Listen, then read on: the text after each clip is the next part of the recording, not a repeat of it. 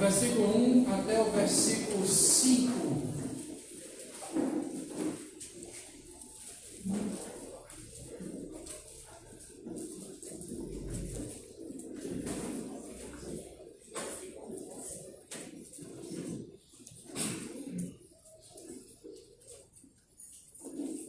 Todos acharam? Amém. Se depois puder projetar o slide. Okay? 2 Timóteo, capítulo 4, do versículo 1 até o versículo 5. Conjuro-te perante Deus e Cristo Jesus, que há de julgar vivos e mortos, pela sua manifestação e pelo seu reino. Prega a palavra, insta, quer seja oportuno, quer não, corrige, repreende, exorta, com toda longanimidade e doutrina. Pois haverá tempo em que não suportarão a sã doutrina.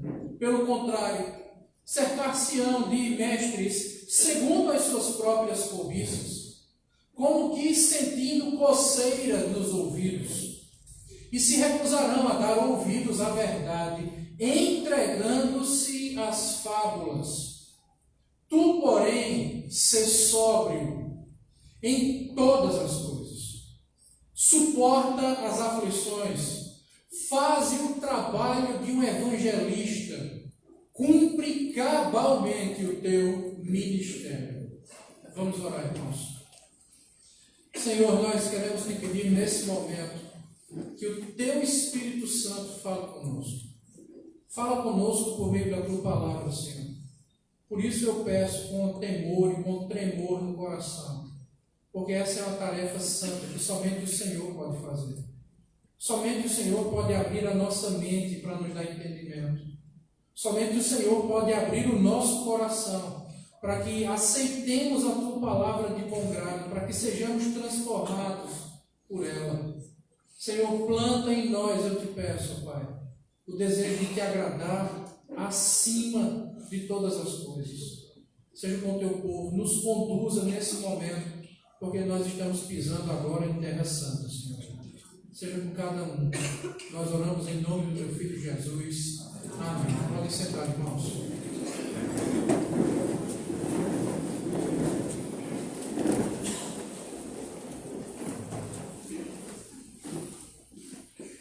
Essa foi a segunda carta que o apóstolo Paulo escreveu para Timóteo.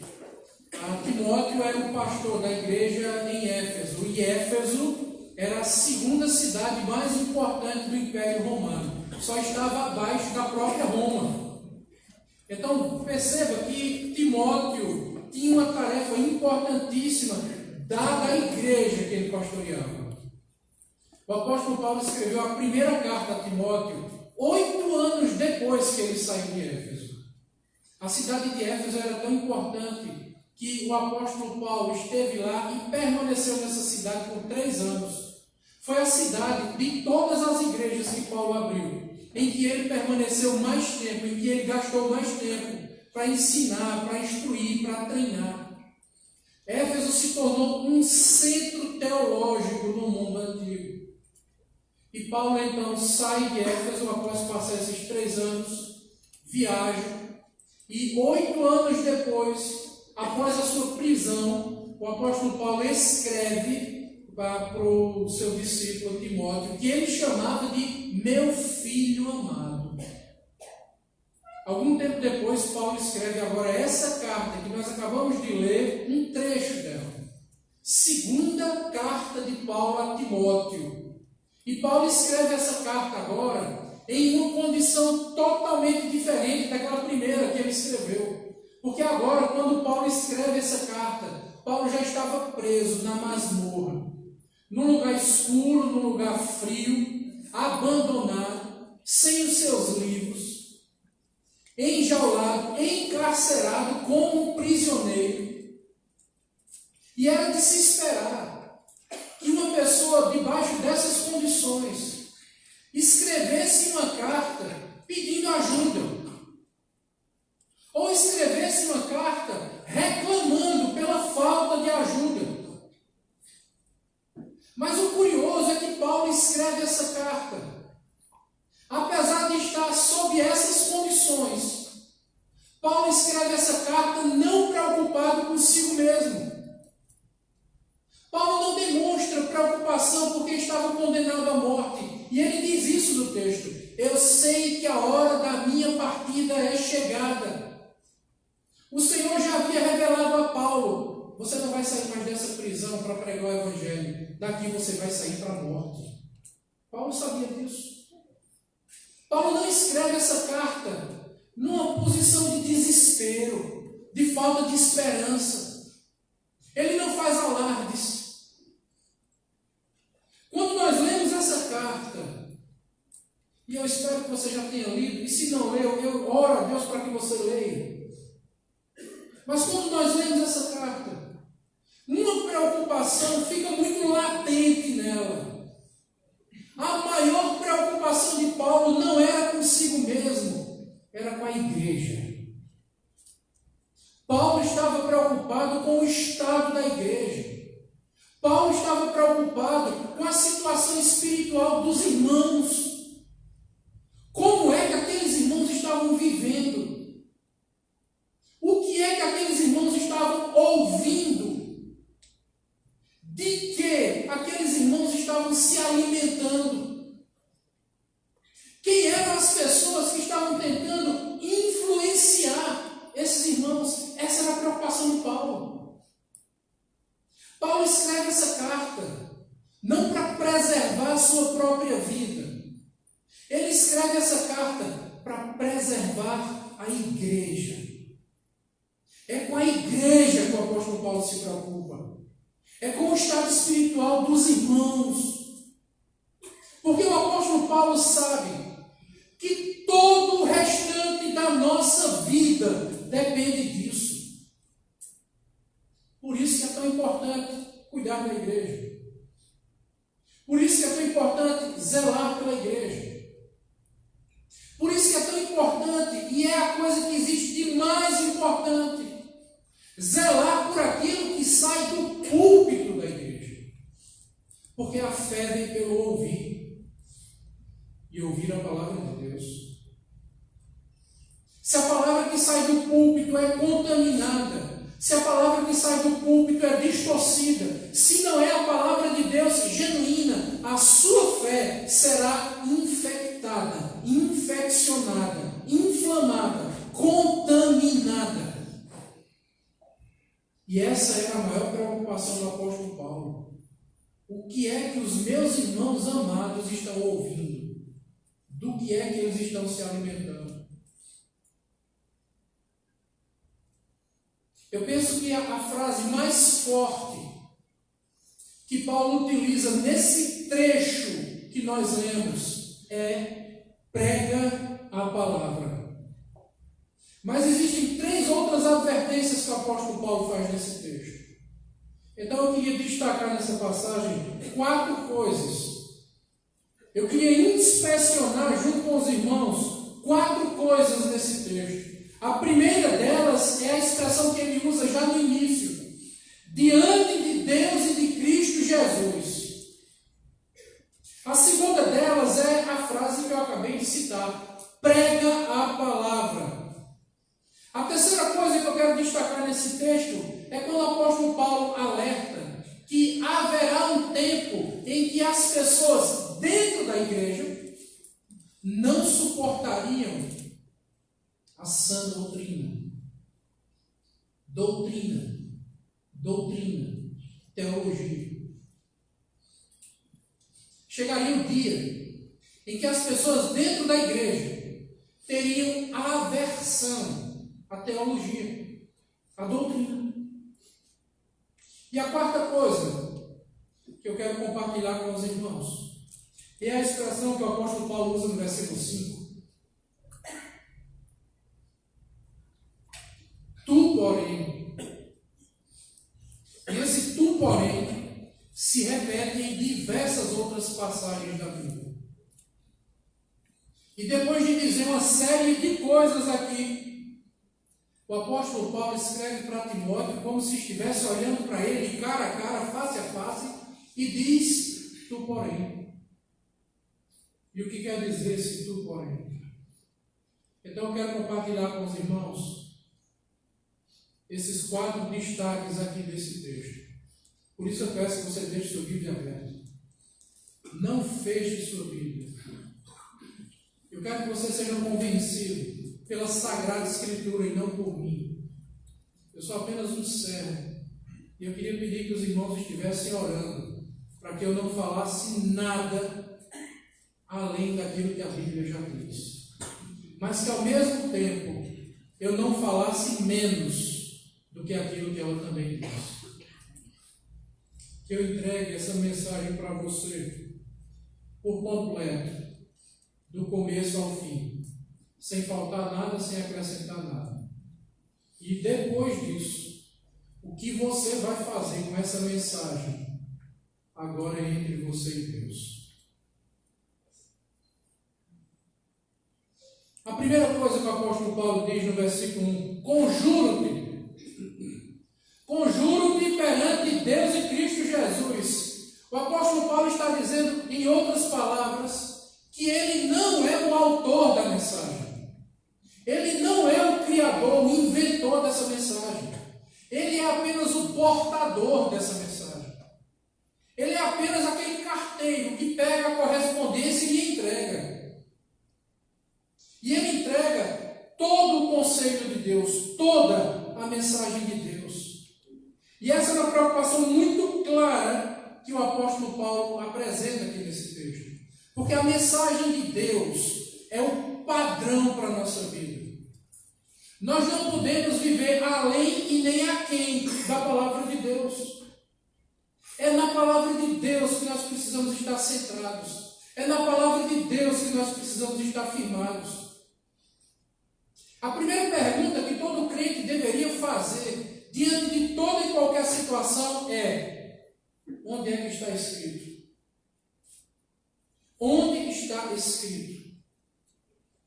Porque quem ama a Deus de verdade, o desejo que ele tem é de agradar a Deus. E a vontade de Deus é revelada por meio daquilo que está escrito. Por isso que os reformadores diziam, só a Escritura, somente a Escritura, somente a Escritura é divinamente inspirada, inerrante, infalível e suficiente para as nossas vidas. E por que é que nós pecamos tanto? E por que é que nós erramos tanto? Porque, como disse o profeta, o meu povo foi destruído porque lhe faltou conhecimento. O povo é enganado, ludibriado, porque falta conhecimento. E conhecimento de quê? Do que está escrito, da palavra de Deus. Então o apóstolo Paulo diz, eu conjuro-te, diante de Deus e Cristo Jesus, que há de julgar vivos e mortos. A primeira coisa que o apóstolo Paulo apresenta nessa sessão aqui é a verdade de que Deus é juiz. É a verdade de que um dia cada um de nós estará face a face com o Criador, prestando contas, não apenas daquilo que nós falamos, mas também daquilo que nós deixamos de falar. Não apenas daquilo que nós fizemos, mas também daquilo que nós deixamos de fazer. Não apenas das nossas intenções, mas também das nossas atitudes. Conjuro-te, pois, diante de Deus e Cristo Jesus, que há de julgar vivos e mortos pela sua manifestação e pela sua vinda. Perceba que o apóstolo Paulo, quando vai falar com Timóteo, instruindo Timóteo sobre a maneira como ele deveria pastorear a igreja. Antes de mais nada, Paulo começa a dizer que Deus é um juiz. Que nós estaremos face a face diante de Deus. Que nós prestaremos conta diante de Deus por todas as coisas. Que a grande verdade que muitas vezes nós fazemos questão de esquecer é que um dia Cristo vai voltar. Meus irmãos, nós corremos um sério risco. Entenda isso. Nós corremos um risco de nem sequer terminar esse culto hoje e Jesus Cristo voltar. E se Ele voltar, o que você tem preparado?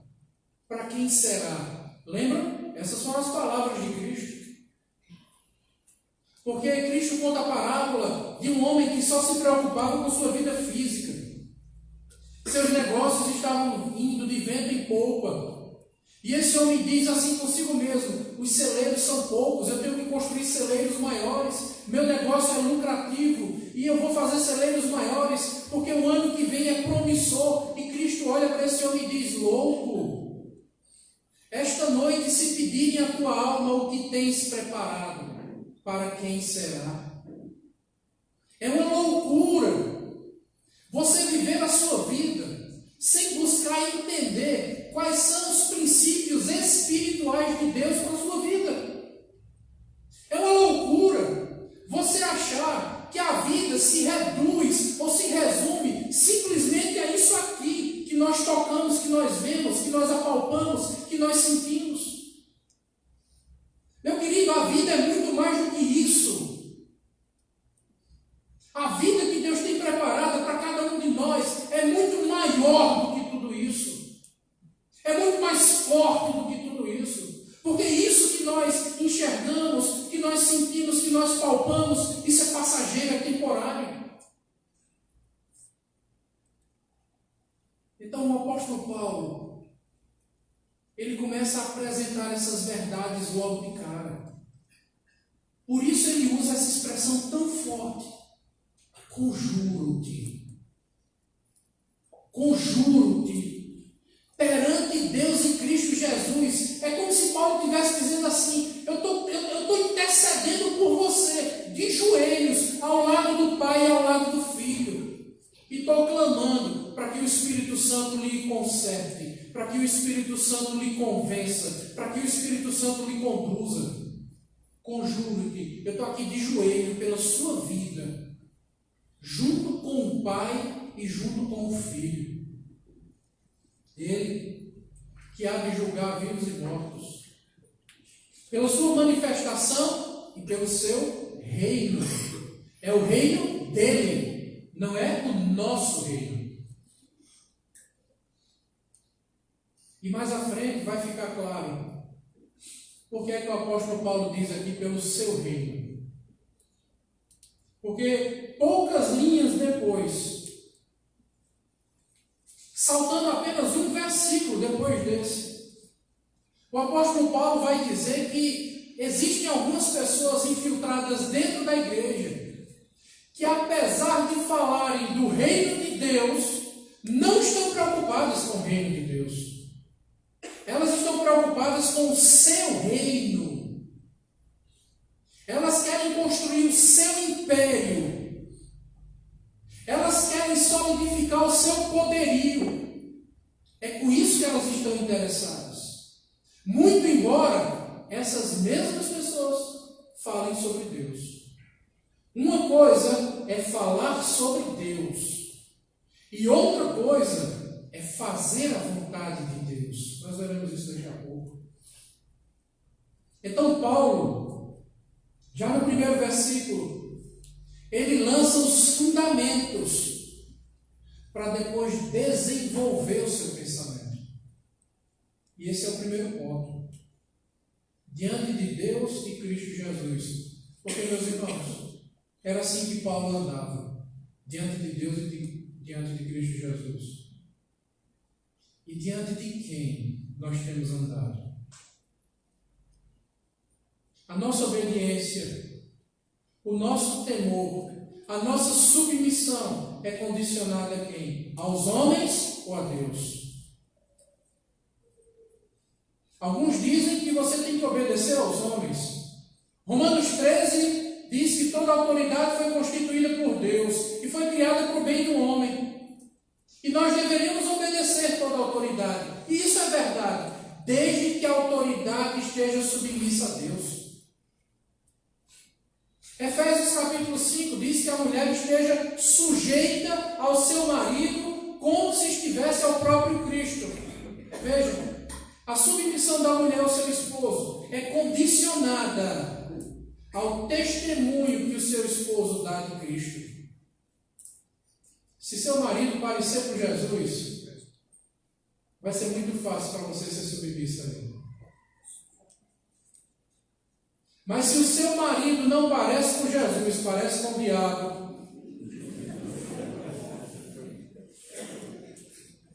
se o seu pastor não prega a palavra de Deus, prega a sua própria palavra, você não lhe deve nada, muito menos obediência.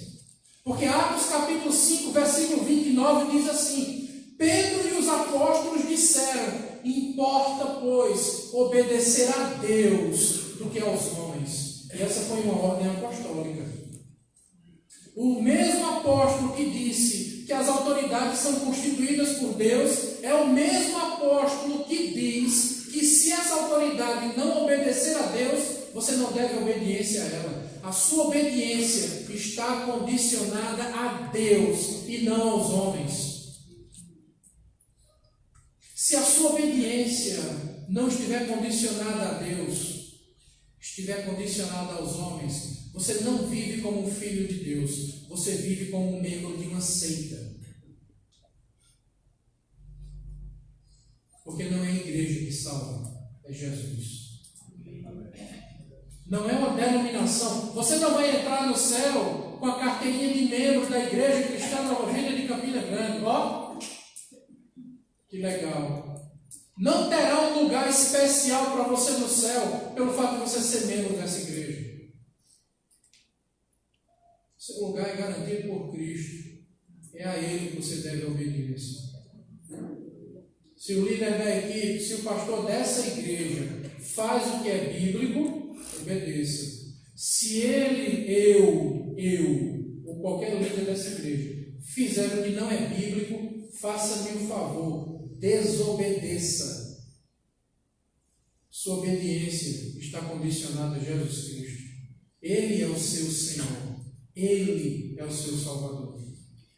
O Senhor é o meu pastor, mas o pastor não é o meu Senhor. Então, conjuro-te perante Deus e Cristo Jesus, que há de julgar vivos e mortos, pela sua manifestação e pelo seu reino. E agora o apóstolo nos conduz ao segundo ponto que eu quero destacar. Prega a palavra. Prega a palavra e não qualquer outra coisa. Pregue a palavra, ame a palavra, leia a palavra, viva pela palavra, conheça a palavra, morra pela palavra. Mas não é a palavra do pregador, não é a palavra do pastor, é a palavra de Deus. Prega a palavra. Essa foi uma ordem enfática do apóstolo ao seu discípulo Timóteo. Os bereanos, que eram aqueles irmãos da cidade de Bereia, que são mencionados em Atos capítulo 17, o apóstolo Paulo diz que esses irmãos eram mais nobres do que os irmãos da cidade de Tessalônica. E por que eles eram mais nobres? Porque Atos 17, versículo 11, a palavra de Deus nos diz que aqueles irmãos, quando o apóstolo Paulo estava pregando, meus irmãos, veja, nós não estamos falando aqui do pastor Robson. Nós estamos falando do apóstolo Paulo. E quem foi Paulo? Foi simplesmente extraindo Jesus Cristo, excetuando Jesus Cristo. Foi simplesmente o maior homem do Novo Testamento. Foi o maior missionário, foi o maior teólogo, foi o maior filósofo, foi o maior plantador de igreja, foi o maior pastor, foi o maior discipulador, o maior treinador, foi o homem que mais escreveu cartas no Novo Testamento, Paulo. Paulo foi o homem que mais abriu igrejas no Novo Testamento. E Paulo é quem diz isso. Os irmãos da cidade de Bereia eram mais nobres do que os outros. E onde é que residia a nobreza da fé desses desses irmãos era no fato do apóstolo Paulo. Bom, eu não sou Paulo, né?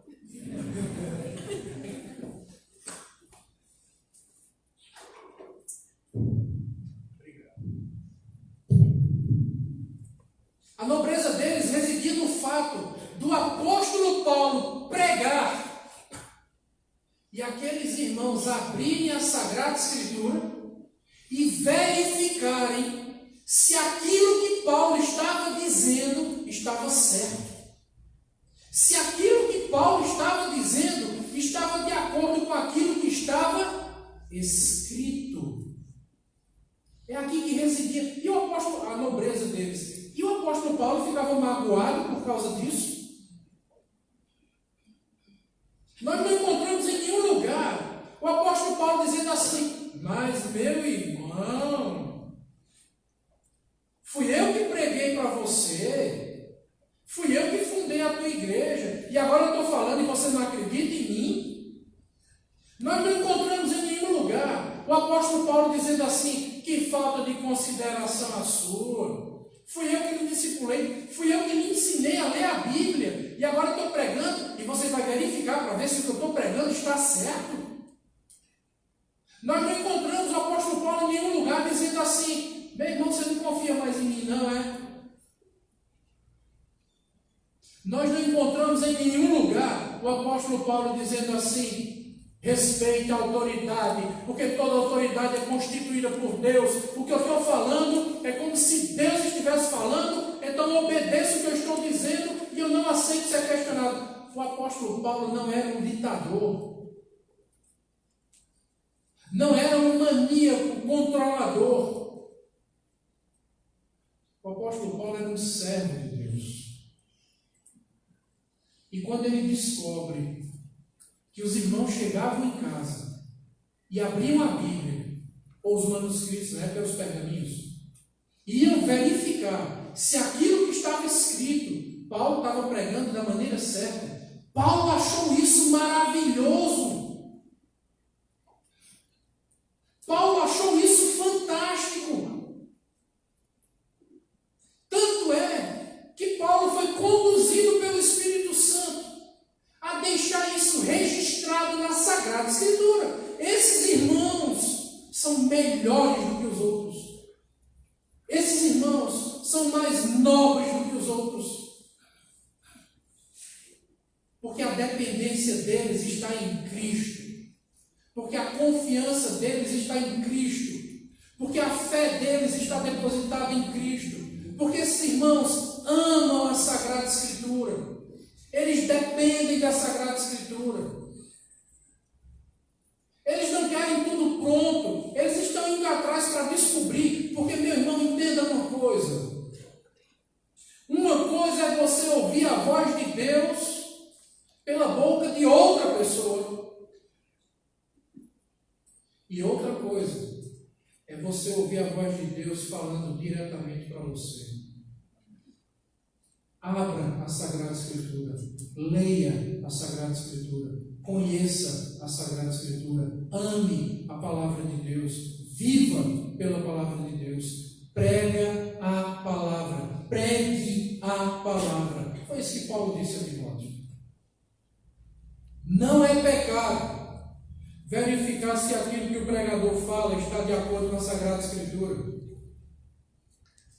O pecado, o grande pecado, está em ignorar o que está escrito somente porque alguém pregou alguma coisa.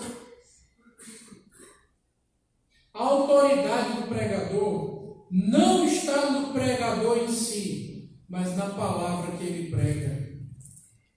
É a palavra. Esse púlpito tem poder porque dele sai a palavra. No dia que a palavra for tirada desse púlpito, o poder acaba. Porque o poder não está no pregador, está na palavra que é pregada. É na palavra. O poder está aí nas suas mãos. Você tem o poder nas suas mãos. Se um homem não prega a palavra de Deus, ele não deve ser temido.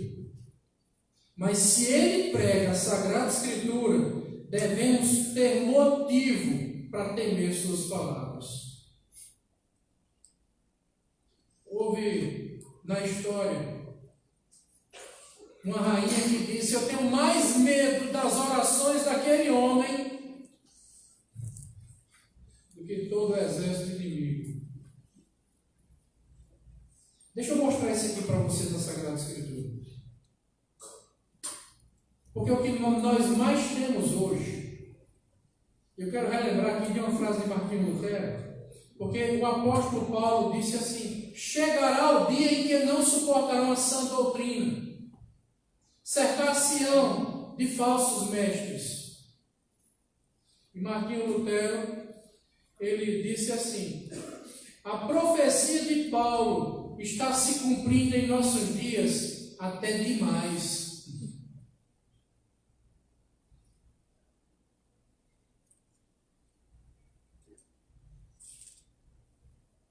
Mateus capítulo 7, versículo 21 até o 23.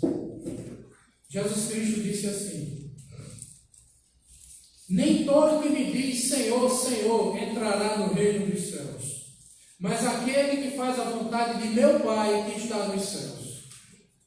Muitos naquele dia hão de dizer-me: Senhor, Senhor, porventura não temos nós profetizado em teu nome? E em teu nome não expelimos muitos demônios? E em teu nome não fizemos muitos milagres? Versículo 23. Então Jesus vai lhes dizer explicitamente, Cristo vai falar para essas pessoas abertamente: nunca vos conheci. Jesus não disse que conheceu aquelas pessoas por um tempo, caminhou com aquelas pessoas por um tempo, e depois houve um desentendimento, e se separaram, e agora ele não quer mais andar. Ele não disse isso. Ele usa a palavra nunca. Nunca conheci você, meu amigo. Isso nos coloca alguns questionamentos na cabeça. Porque se Jesus está dizendo que nunca conheceu aqueles homens, que nunca teve nenhum tipo de relação com aqueles homens, como é que esses homens profetizavam e a profecia acontecia? Como é que esses homens expulsavam o demônio e o demônio saía? E como é que esses homens faziam milagres e o milagre acontecia? Porque observe no texto bíblico, em nenhum momento Jesus Cristo olha para esses homens para dizer: o que vocês estão falando é mentira. Jesus não diz isso. Muito pelo contrário, Jesus disse que o que eles fizeram de fato aconteceu.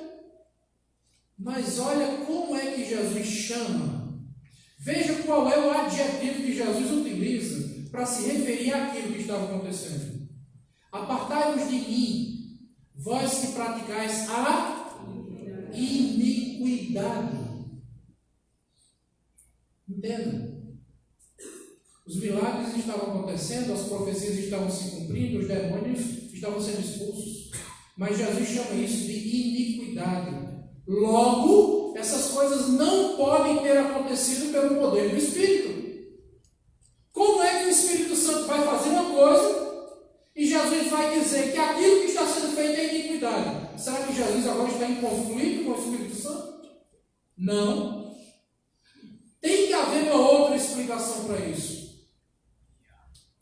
E eu acho que a explicação para isso aqui, quem dá é o profeta Oséias, no capítulo 4, versículo 12.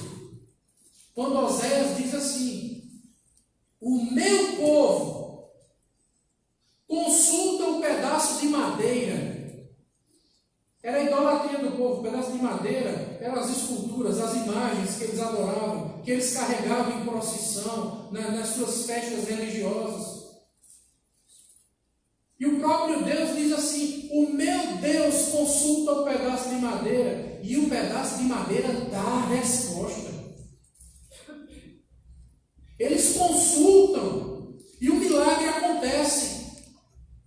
Os sinais surgem, se realizam.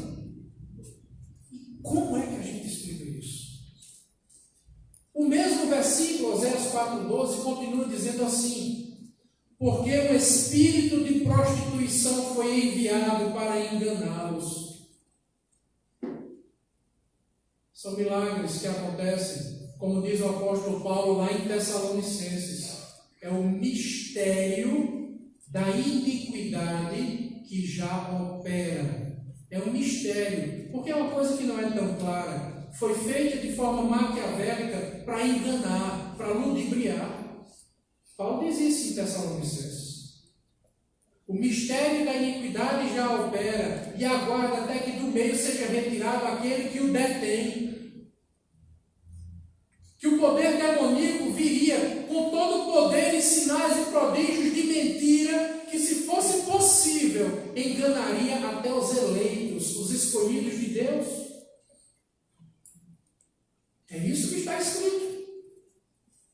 Então, meus irmãos, o que nós podemos aprender com as palavras de Jesus Cristo aqui em Mateus capítulo 7?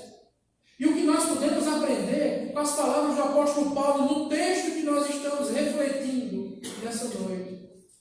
É que nós não deveríamos olhar para sinais, nós deveríamos olhar para princípios.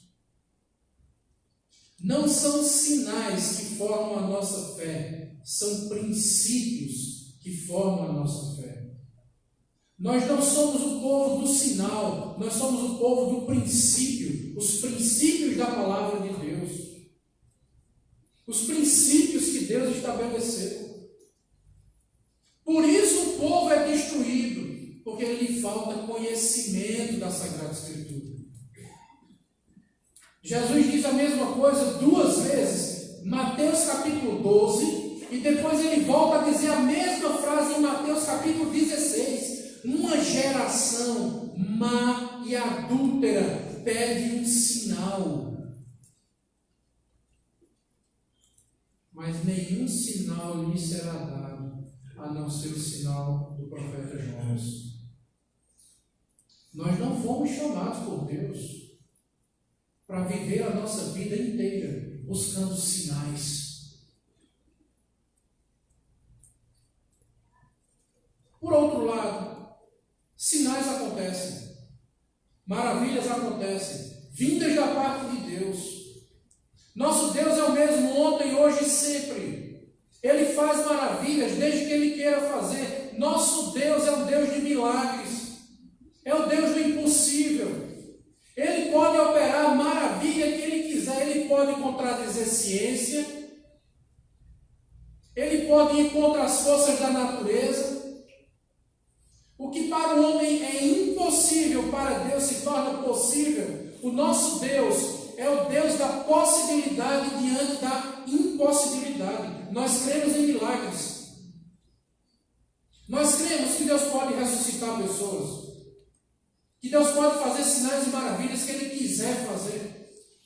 Que Ele pode distribuir os dons do Espírito do jeito que está lá em Coríntios, da maneira como Ele quiser fazer. Nós cremos na operação miraculosa de Deus em nossos dias. Mas a nossa fé não é movida por sinais e maravilhas. A nossa fé é movida pelos princípios da palavra de Deus. Nem todo sinal que acontece é de Deus. Entenda isso. Então, o que o apóstolo Paulo está dizendo para Timóteo é: pregue a palavra e não pregue sinais.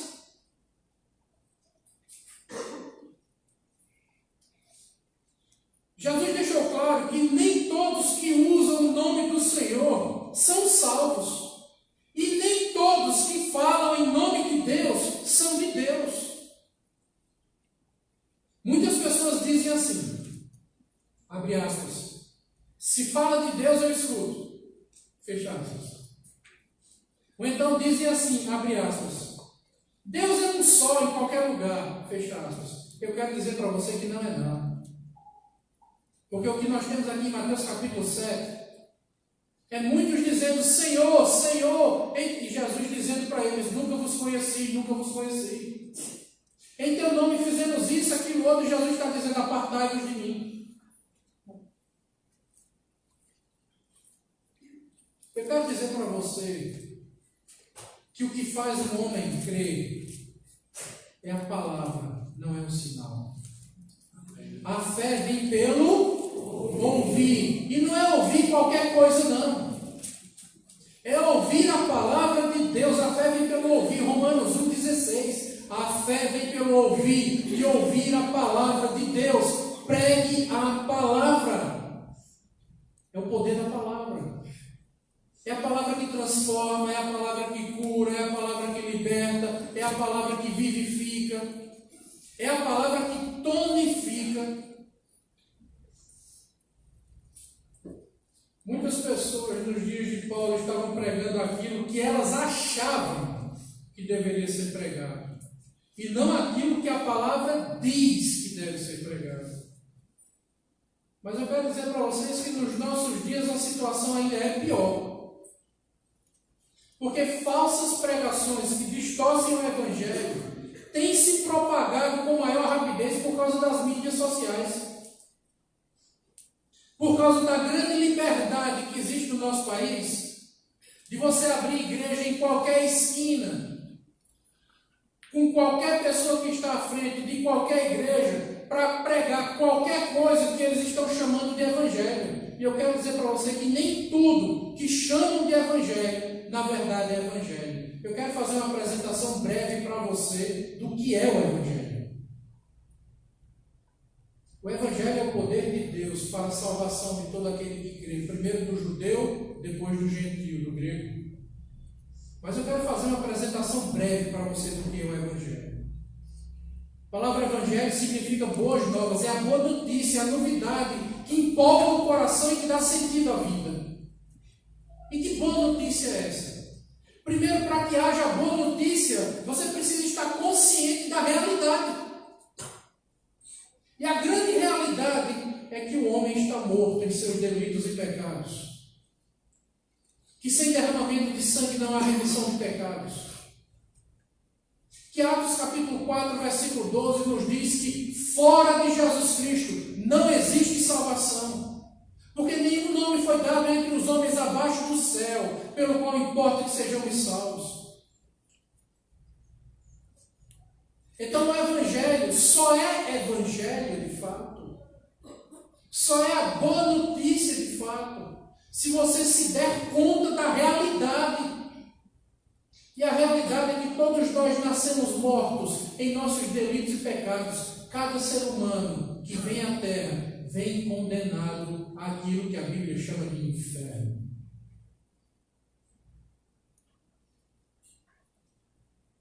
E o inferno é a separação eterna de Deus.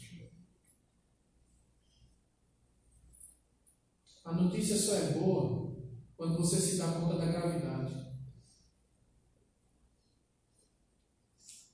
Deixa eu ilustrar isso de outra forma. Todos nós estamos aqui hoje, todos estão me ouvindo aqui hoje, e todo mundo está podendo respirar com uma certa naturalidade. Então ninguém aqui está fazendo força para respirar. Então se eu chegar para você e disser, olha, eu tenho uma boa notícia para te dar, a notícia é que você está respirando. Aí você vai olhar para mim e vai dizer, sim, mas e daí? Porque para você é normal, é comum fazer isso. Mas na hora que você estiver no leito do hospital, dependendo de aparelhos, de medicamentos e de assistência médica, para dar um único suspiro, na hora que você depender da eletricidade que faz uma maquininha jogar oxigênio para dentro de você, quando você se der conta da fragilidade do pulmão humano e do sistema respiratório nosso, quando você se der conta da fraqueza do ser humano, que a vida só continua existindo e funcionando por causa de uma maquininha que está ali jogando oxigênio dentro de você. Agora você teve uma má notícia.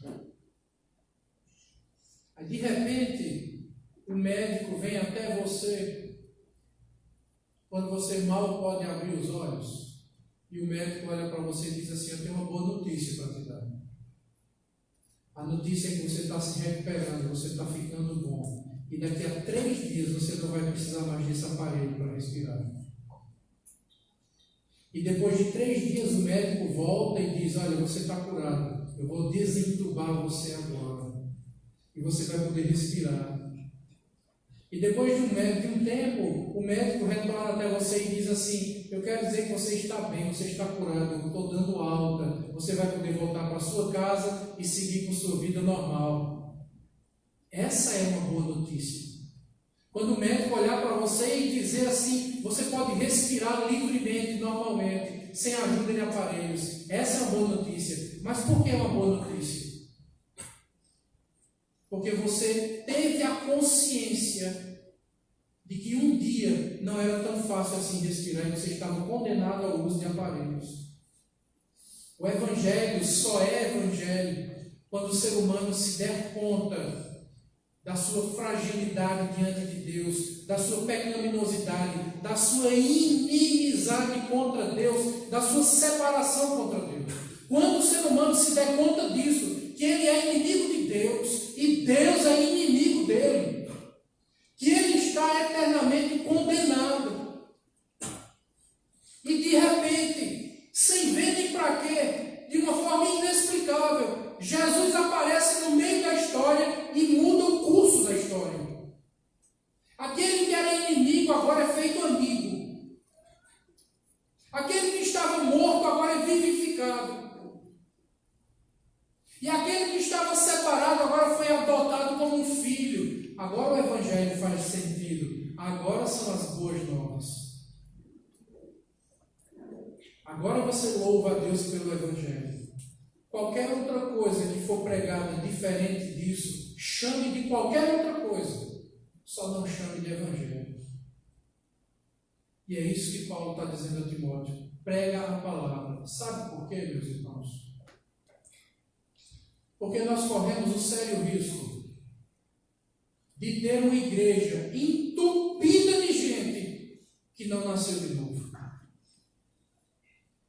E que não nasceu de novo porque o Evangelho não foi pregado.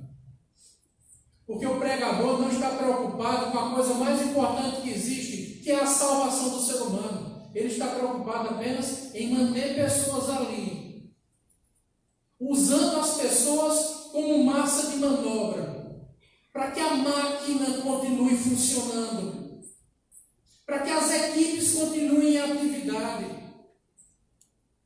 Porque o que nós temos hoje são muitos que se dizem pastores, mas que seriam muito bem gerentes de banco ao invés de pastores, porque estão preocupados apenas com o teu dinheiro, com o cifrão. E é isso que Paulo está dizendo.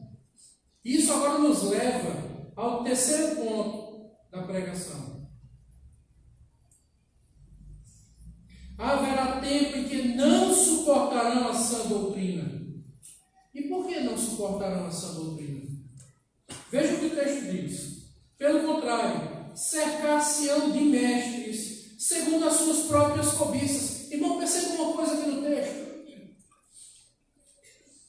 O apóstolo Paulo, de repente, ele levanta nessa passagem 2 problemas, não apenas um, 2 problemas. Não é apenas um problema da existência de falsos mestres. Esse é um problema. Mas o problema principal que ele levanta aqui não é existir falsos mestres. O problema é que existem pessoas que seguem os falsos mestres. Esse é o segundo problema. Veja de novo o que é que o texto diz. Haverá tempo em que não suportarão. Quem não suportará? Aonde que isso acontecerá? E quando que isso vai acontecer? Quando? Haverá um tempo. Eu digo para os irmãos que esse tempo já chegou. Nós estamos vivendo esse tempo. Quem não vai suportar essa doutrina? Pessoas. Não são apenas os mestres. São pessoas que seguem esses falsos mestres. E onde que eles estão? Dentro da igreja. Nós estamos falando aqui de um problema interno. Agora percebam. Porque quando nós nos deparamos com essa realidade, a primeira pergunta que algumas pessoas fazem é: De quem é a culpa? A culpa é do falso mestre que está ensinando heresia, que está distorcendo a Sagrada Escritura? Ou a culpa é do povo que segue o falso mestre? Alguns dizem, não, a culpa é do falso mestre, porque o povo é inocente, o povo é simplório, o povo se deixa levar, porque aquele falso mestre ele é muito bom com as palavras, ele sabe argumentar muito bem. Mas, meu querido, não é isso que o texto bíblico nos mostra. O que o texto nos diz é o seguinte, acompanhe comigo.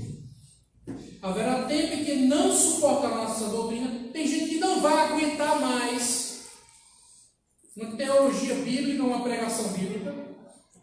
Pelo contrário, vão fazer o quê? Cercar-se de mestres. E qual é a marca desses mestres? Segundo as suas próprias cobiças. Não é a cobiça dos mestres, mas é a cobiça das pessoas que procuram esses mestres. Quem é culpado aqui no final das contas? Onde está a cobiça aqui no final das contas? É a cobiça do povo que procura falsos mestres. Sabe por que existem falsos mestres dentro da igreja?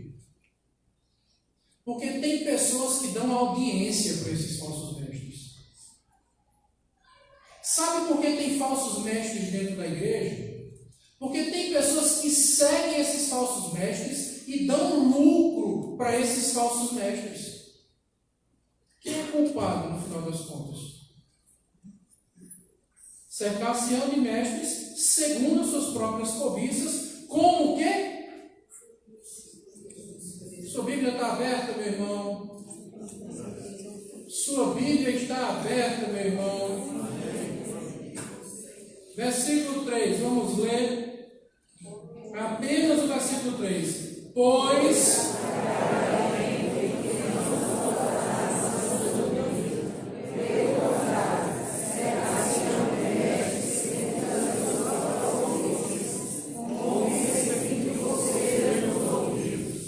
como que sentindo coceira nos ouvidos? Tem gente dentro da igreja que se diz salvo, que se diz filho de Deus, mas que não tolera uma pregação bíblica. Não aguenta uma pregação bíblica. Dá coceira no ouvido. Minha mãe dizia para mim, quando eu era pequeno, que o primeiro ato de boa educação é você sentar e prestar atenção quando alguém fala. E criança tem dificuldade com isso. Eu ficava me mexendo. E minha mãe olhava para mim e dizia, você parece que sentou no formigueiro. Tem gente que parece que sentou no formigueiro quando escuta a pregação bíblica. Dói, incomoda, não agrada. Deixa eu dizer isso aqui para você com todo carinho. O verdadeiro profeta não é aquele que fala o que o povo quer ouvir. É aquele que fala o que Deus mandou que fosse falado. E normalmente o que Deus manda falar é geralmente aquilo que o povo não quer ouvir. Existe uma grande diferença entre ser profeta e ser animador de auditório. Entre ser pregador da palavra e ser arrebanhador de cabeças.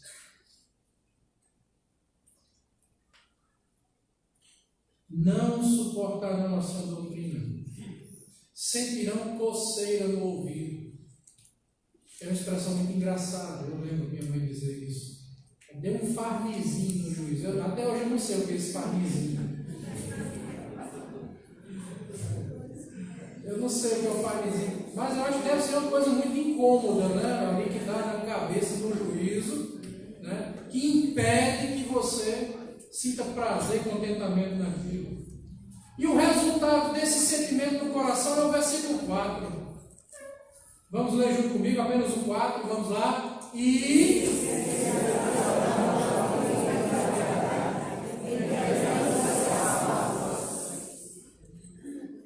se recusarão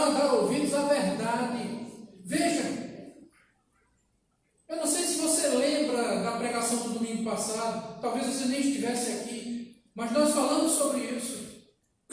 Conhecereis a verdade vos libertará. Se o Filho do Homem vos libertar, verdadeiramente sereis vivos. E Cristo disse isso para os seus discípulos. Não foi para os de fora, foi para os de dentro. João capítulo 8. O povo que é chamado pela verdade, o povo que é liberto pela verdade. 1 Timóteo 3,15, Paulo diz que a igreja seria conhecida como coluna e baluarte da verdade. A verdade acima de tudo, agora é o povo que rejeita a verdade. Se recusarão a dar ouvidos à verdade, entregando-se às fábulas. Você sabe o que é fábula? É um conto, é um mito. Fábula e mito é a mesma coisa. E mito, talvez você lembre da mitologia grega, com seu panteão de deuses e toda aquela história. Talvez você lembre da mitologia romana. Mais recentemente, a Marvel está fazendo aí aqueles filmes de super-heróis, né? E aí se tornou muito comum o mito do Thor, o deus do trovão, da mitologia celta. O mito é uma história que envolve a existência de deuses que não existem para explicar certos fatos da maneira errada. Isso é um mito. Um mito é um conto espiritual. Pelo menos esse é o sentido que Paulo fala aqui. Eu estou consciente de que existem outros tipos de mito. Eu estou falando do mito a que Paulo se refere. Então, o que é um mito? É uma explicação de algo espiritual que, na verdade, não é verdade. Entendeu? Na verdade, não é verdade. Isso é um mito. Então, se no passado tinha o mito grego, o mito romano, o mito celta, o mito babilônico, existia até a mitologia judaica. Hoje nós temos os nossos mitos também, as nossas fábulas também. O mito da teologia da prosperidade, o mito da confissão positiva, o mito de que palavras têm poder, o mito do não toque no ungido do Senhor.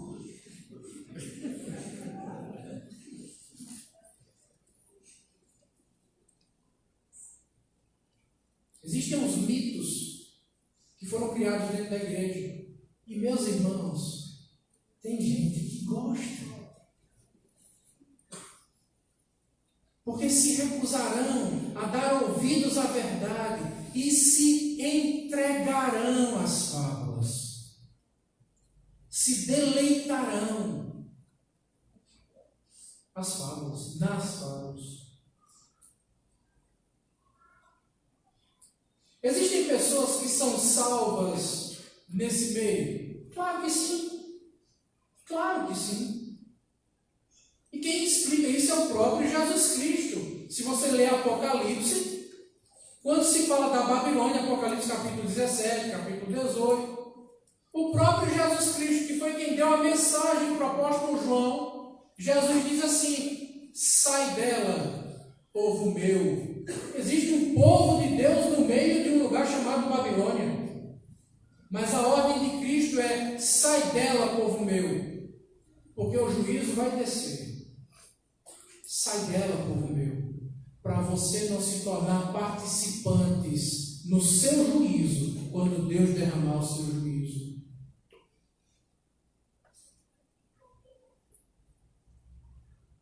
Então eu quero concluir essa mensagem da mesma forma que o apóstolo Paulo concluiu essa sessão aqui para Timóteo.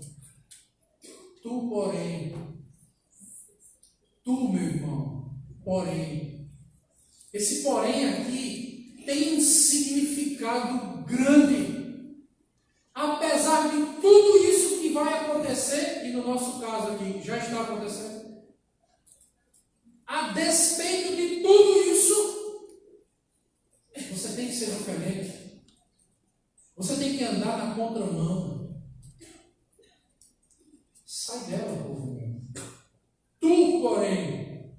E ele Esse porém, ele utiliza para se referir a 4 coisas aqui. Tu, porém, seja sóbrio em todas as coisas. Tu, porém, suporta as aflições. Tu, porém, seja um evangelista. E tu, porém, cumpra seu chamado por inteiro. O que Deus mandou você fazer, faça. Tema a Deus e não aos homens. Se você temer a Deus, quem se responsabiliza pela sua vida, pela sua caminhada, pelo seu destino, é Deus. Se você temer a homens, Deus não tem parte nenhuma nesse negócio. Você está por sua conta e risco. Tema a Deus. Seja sóbrio. Sabe o que significa sóbrio? É alguém que não bebe, que não está embriagado. É alguém que tem plena consciência, controle da sua faculdade mental. É alguém que pensa, que raciocina, que usa a inteligência que Deus deu, que usa a capacidade que o Senhor nos presenteou. Seja sóbrio, analise as coisas, faça como o crente de Bereia. Atos 17, eu repito. Tu, porém, suporta as aflições. Saiba de uma coisa, meu querido irmão.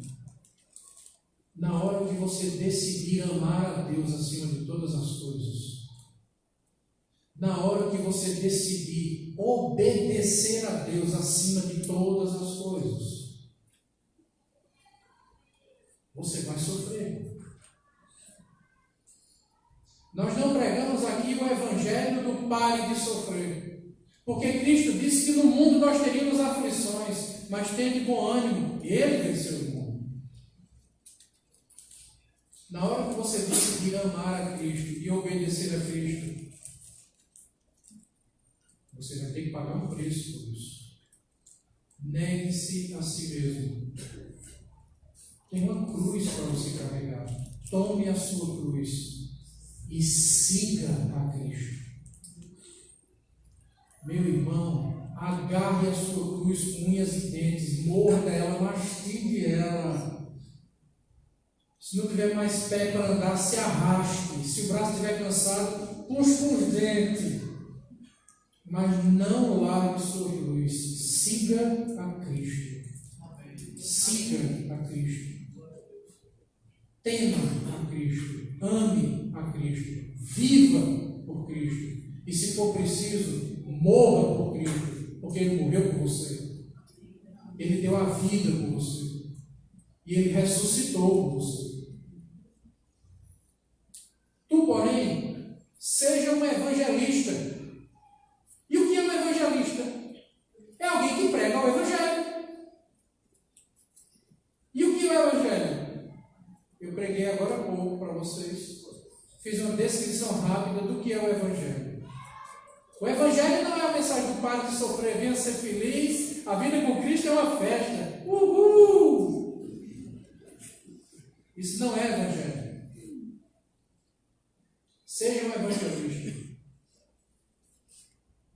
Tu, porém, cumpra seu chamado por inteiro. Cumpra cabalmente o teu ministério. Você recebeu o chamado de Cristo? Alguma vez na sua vida você ouviu a doce voz do Senhor chamando você?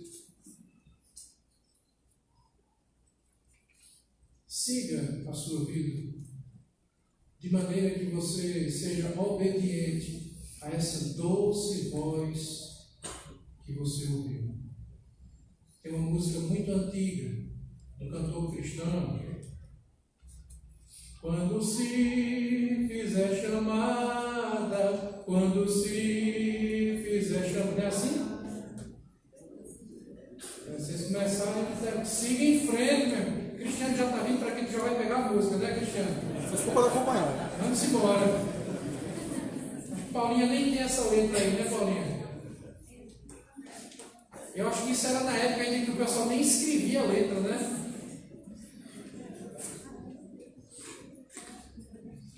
Meu irmão, quando Cristo fizer uma chamada, obedeça a chamada. Cumpra cabalmente o chamado que Deus fez na sua vida. Eu quero orar por você.